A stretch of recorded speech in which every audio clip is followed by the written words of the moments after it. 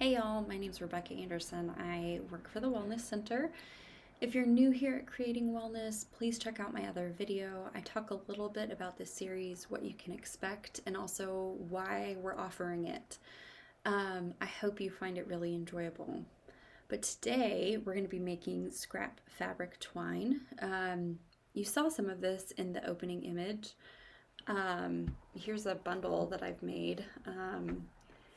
Has become one of my favorite easy things to make, just because I enjoy the process of making it. It's really rhythmic. It's something I can do while I'm listening to an event. Maybe I'm in a, like when we have town hall meetings or when I'm in a webinar, something where I want to listen and attend, but maybe I'm feeling a bit restless, or maybe I'm needing an outlet. So this has become one of my favorite things. It has some practical applications. I mean, you can use it for anything that you use cord for. As you can see, I'm pulling on it. It's pretty strong. I've used it to wrap around a container like a planter or a jar to make a vase, and glue it in place. I've certainly used it in lieu of curly ribbon for wrapping, which is also nice because curly ribbon usually gets discarded, and this is a bit of a more sustainable option. And then I've also just given it away. I've had people where maybe I gave them a gift wrapped in this and they were like, oh wow, what is that? That's really cool. So it's just a fun, but mostly I just really like making it. So given that my hope is to share with you things that you can enjoy, not only the product but also the actual process, this was one of the first things I wanted to share. So let's talk about what you'll need. You will need some fabric, obviously, OVS. I use it's quilting cotton because I sew, so I have all these strips of fabric left over. If you are just really excited about making scrap fabric twine, you could buy fabric for the purpose of, making fabric strips, but also feel free to use what you have on hand. Maybe you have a sheet set that needs to go, or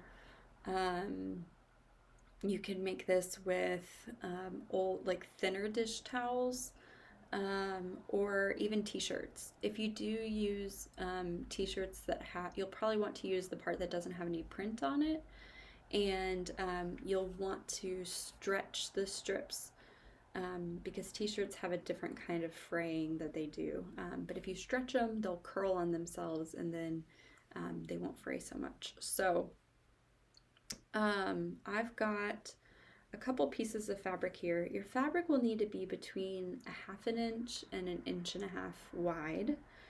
And as long as they're at least 6 inches long, you should be good. It's usually better if you have one that's significantly longer, just so that you can get a good rhythm going. You're not having to add in fabric constantly. And then you'll want your 2 pieces of fabric to be at least, I'd say 3 inches different, if not more, so that they end at different points. And because adding in 2 pieces of fabric at the same time is difficult. Okay, so you will start by making sure both of your pieces of fabric are facing outward, so the back sides will be facing the same direction. You'll start just by making a knot, very simply. So I'm putting my knot there, and then pick one of your strips of fabric and twist it. It doesn't matter which one. I'm going to pick this pink and green one that's on top, and I'm going to twist it away from myself. It's really more twirling, kind of like people twirl their hair sometimes. So I'm going to twirl it away from me, so you'll notice that my hand is moving towards you. And then once I've twisted it, I'm going to pull it towards me and hold it in place with my other thumb and forefinger. And now I'm going to take hold of my other piece of fabric, and I'm going to twist it away from me just as I did the other. And then once I've twisted it a section, I'm going to flip it and pull it towards me and switch. So, the first time I did this, I remember thinking like, okay, how do I maneuver or hold? And it took a while before I really figured out the rhythm, and now it comes a bit more reflexively, such that it is just like I'm able to describe this and still continue doing it, and it just becomes really rhythmic and familiar, um, which is also part of why I enjoy it. Um, it has the same benefits that a lot of people say they get from like knitting or crocheting or some of those other similarly rhythmic creating outlets. Um, but it's okay if it feels a little bit clunky to you at first. It did for me too when I first started. And so it's okay. This may not be your best section of twine that you ever make, and that's cool because, um, as I often like to say, most things we don't come out of the womb knowing how to do. Making scrap fabric twine is one of those. So we got to learn it. But one of the things I most like about creating is the fact that, unlike other domains in life where your process and progression are less tangible and visible, with creating, you can see very concretely how a product or even your skill has changed over time. So, like I said, the first time I made this stuff, it was a little bit less tidy, and that's okay. So, like you can see, I'm starting to get a nice little cording going there. And now it's much more familiar, but creating has really been a way that I have learned to be more flexible and generous with myself and challenge that inner perfectionist, while also making something new. So, transitioning, we've got this little tail here. This fabric is about to run out. I've left about a little bit more than an inch, maybe an inch and a quarter. Ideally, probably an inch and a half would be wise. So once you get to a little tail, you're going to take another piece of fabric that you're going to add in and place it on top. So I've got the outside of my fabric is facing down and the back side is facing up, and I'm going to place my new fabric on top.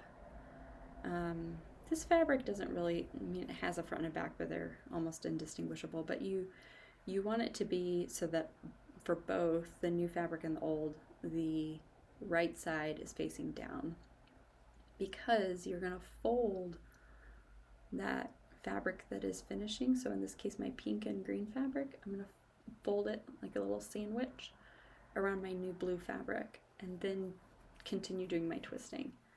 This part can be, I would say, the trickiest part when you're learning, because you have to figure out how to hold that inner new fabric in place while you twist. So what I generally do is at that point where I add in my new fabric, I just make sure that I'm holding it with my non-dominant hand, holding it in place when I'm switching the fabrics. So, for example, I can feel the extra thickness that there is from this new fabric being sandwiched, and so I'm still twisting it as I normally would, but when I switch fabrics and I start holding in this case, the darker fabric in my left hand, I make sure I'm holding on to the inner fabric so that if I were to pull it, it doesn't come out. I hope that makes sense. As you keep going, you might notice that the tail of the fabric that was ending will want to stick out. And so you can just tuck it in. Let me see if I can show you this. Okay, so do you see this little piece of my pink and green fabric? It's like sticking up here. So as I twist my other fabric on top, I can tuck it in. Let's do that some more. Okay, so here it is right there. You can see it kind of twist my lighter fabric, and I'm using my hand to push this little tail down and then tuck it under the light fabric. Hopefully that all makes sense. And I'll include timestamps for each of the steps so that if there's any you want to go back and review, you can do that. You can do this for as long as you want. You can make your twine as long as you want. As you can see, I just kind of keep adding. I have one end that I cut from, and I have another end that I just add to continuously. But it's become one of my favorite things to do. And I hope even if this isn't your jam, even if maybe you're like, I am not interested in scrap fabric twine, I hope that this video has served. You can see I'm getting a little bit distracted. I'm trying to tuck in this tail. I hope this video serves for a couple purposes for you beyond that, that maybe it inspires you to tap into your own creative outlets. Or maybe you think, okay, well, this one isn't my jam, but I want to see what else is coming. So I can tell you that the next thing we're going to be doing are some scented salt trays. So you may have seen those sand trays where people have stones and a rig, and it's supposed to be, you know, soothing, that you can draw designs in it. Well, we're going to make one of those, but with Epsom salts and food coloring, so it's going to have a little bit of color to the salt, and essential oils, so it'll be scented too, and you can use whatever scent you like, whatever color you like. You could skip the color, you could skip the scent. I wouldn't advise skipping both, because then you just have salt, but you know, you do you. So that one, you know, it's not so much a craft as making and then having another tool in your toolkit for your own coping and soothing and all that good stuff. So stay tuned for that, and feel free to subscribe to this playlist for more videos and content. In the meantime, keep on creating your wellness and be well.